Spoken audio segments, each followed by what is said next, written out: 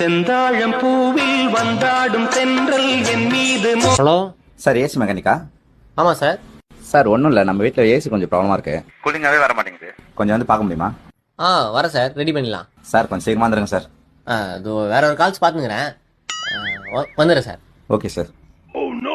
செந்தாழம் பூவில் வந்தாடும் தென்றல் என் மீது. ஹலோ சார் ஏசி ரெடி பண்ணணும்னு கால் பண்ணியிருந்தேன் சார். சொல்லுங்க சார். சார் கால் பண்ணி 1 hour சார். எப்போ தான் சார் வருவீங்க?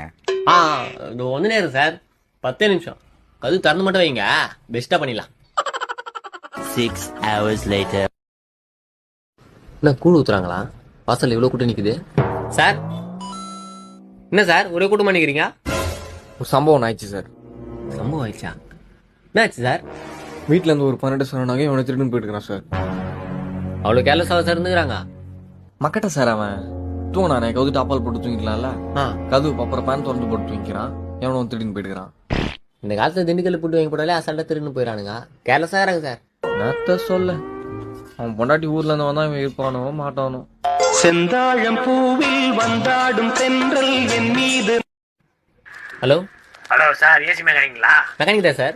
ஏசி ரெடி பண்ணோம் சார் 10 நிமிஷம், கதவு திறந்து மட்டும் வைங்க, பெஸ்ட்டாக பண்ணிடலாம்.